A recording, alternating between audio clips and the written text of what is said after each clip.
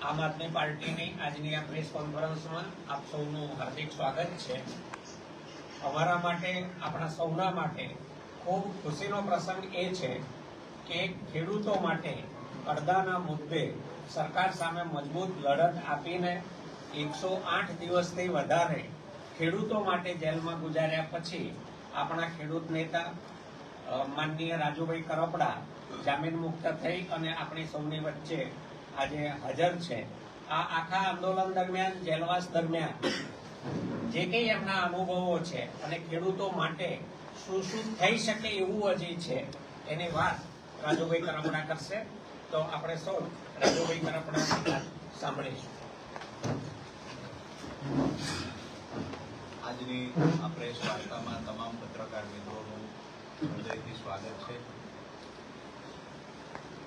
સાથે જ મારી સાથે ધારાસભ્ય ગોપાલભાઈ, સાગરભાઈ, અમારે સહપ્રભારી શ્રી ગુલાબભાઈ, અમૃતભાઈ મકવાણા, સાથે જ મોટી સંખ્યામાં જ્યારે ખેડૂતો ઉપસ્થિત છે ત્યારે તમામ મિત્રોનું હૃદયથી સ્વાગત કરું।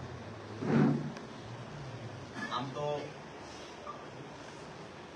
જેલવાસના જે કપરા સમયમાં જે પણ પત્રકાર મિત્રોએ, ખાસ કરીને સમર્થક ભાઈઓ, કાર્યકર્તાઓ, પાર્ટીનું શીર્ષ નેતૃત્વ અને સૌથી મહત્વની જેની વાત કરી શકાય એવા ખેડૂત પરિવારોએ મને અને મારા પરિવારને જે હિંમત પૂરી પાડી છે, આ તમામનો હું આ તકે હૃદયથી આભાર માનું છું। 10/10/2025ના રોજ જે વર્ષોથી બોટાદ માર્કેટિંગ યાર્ડમાં વેપારીઓ દ્વારા જે ખેડૂતોનું શોષણ થતું એના વિરોધમાં રજૂઆત કરવાના પ્રયત્ન કર્યા।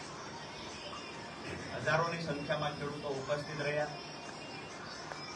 માત્ર મૌખિક બાંહેધરી આપી ખેડૂતોને ગુમરાહ કરવાના ક્યાંક ને ક્યાંક એપીએમસીના સત્તાધીશો દ્વારા જે પ્રયત્નો થયા, ખેડૂતોએ લેખિતમાં બાંહેધરી માંગી કે ફરી વખત પડદાના બહાને અમારી સાથે છેતરપિંડી ન થાય, આ બાંહેધરી જોઈએ છે। પરંતુ આપ સૌ જાણો છો કે 10 તારીખે શરૂઆત થયેલી ગાંધી ચિંધ્યા માર્ગે લડાઈની 12 તારીખે જ્યારે ખેડૂતો હળદળ ગામે મળ્યા ત્યારે અમુક લોકો દ્વારા ક્યાંક ને ક્યાંક કાર્યક્રમને બગાડવાના પ્રયત્ન થયા। કાર્યક્રમ ખેડૂતો શાંતિથી કરી રહ્યા હતા।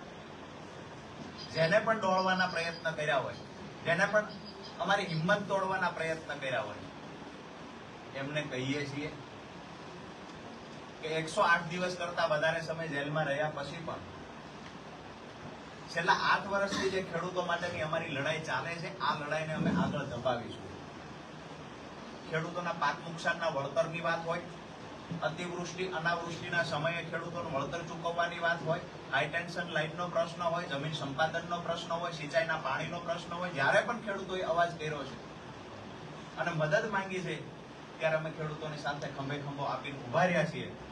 આપ સૌના માધ્યમથી તમામ ગુજરાતના ખેડૂતોને અને મજદૂરોને ખાતરી આપું છું કે આવનાર સમયમાં પણ જે તાકાતથી લડતા એના કરતા બમણી તાકાતથી આવનાર સમયમાં ખેડૂતો માટે લડીશું।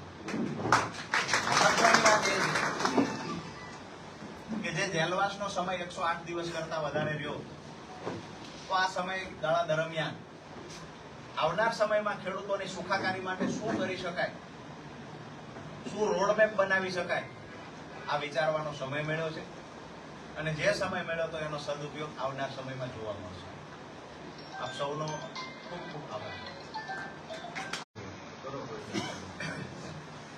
કોઈ પત્રકાર ભાઈઓનો કઈ પ્રશ્ન હોય, પત્રકાર મિત્રોનો આગામી દિવસોમાં શું સમય રણનીતિ રહેશે ખેડૂતો માટે? ખેડૂતો માટે જેમ મેં પહેલા કહ્યું કે જ્યારે પણ ખેડૂતોના જે પ્રશ્ન, મહત્વના પ્રશ્ન ખેડૂતોના જે છે, તો સિંચાઈના પાણીની વાત હોય, હાલ જે હાઈ ટેન્શન લાઈનના પ્રશ્ન ક્યાંક ઉપજતા હોય છે એની વાત હોય,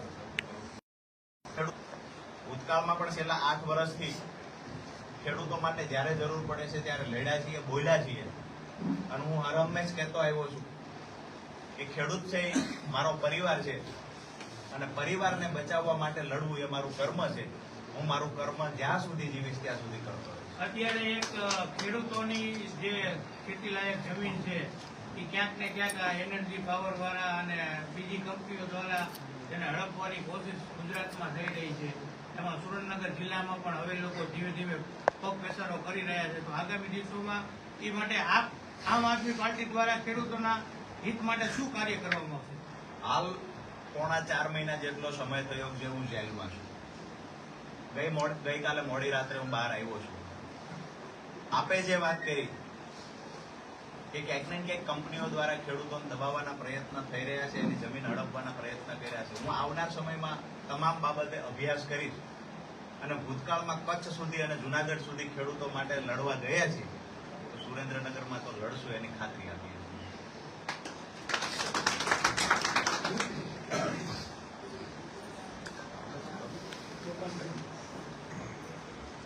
ગોપાલભાઈ, ભલે ગોપાલભાઈ.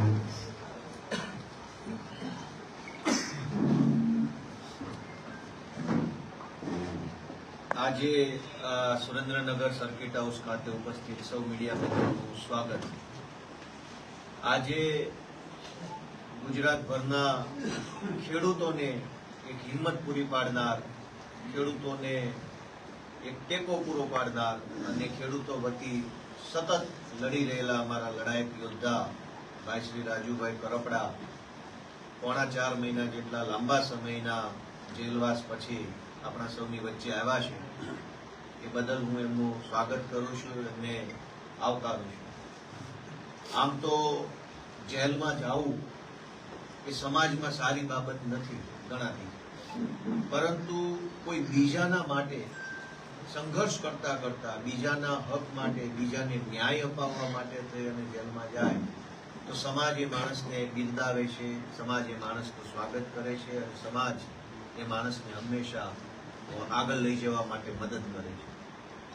બોટાદની અંદર કડદો થાય છે, વાત એટલા પૂરતી મર્યાદિત નથી.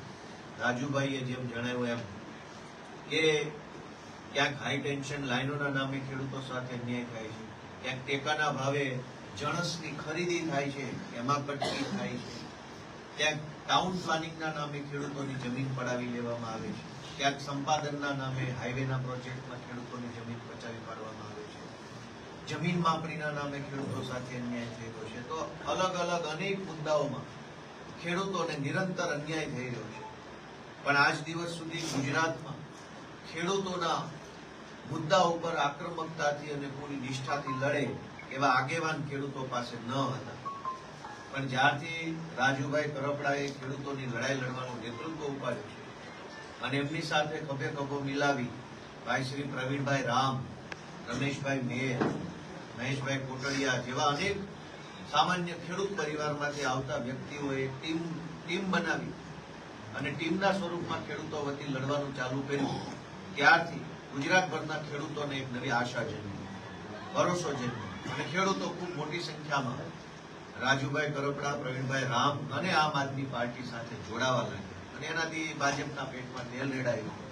રાજુભાઈ ઉપર ખોટી એફઆઈઆરો કરી, 1 થી ન ધરાયા તો 2 એફઆઈઆર ખોટી કરી અને એમને પૂરી યાતના આપવાનું કામ કર્યું.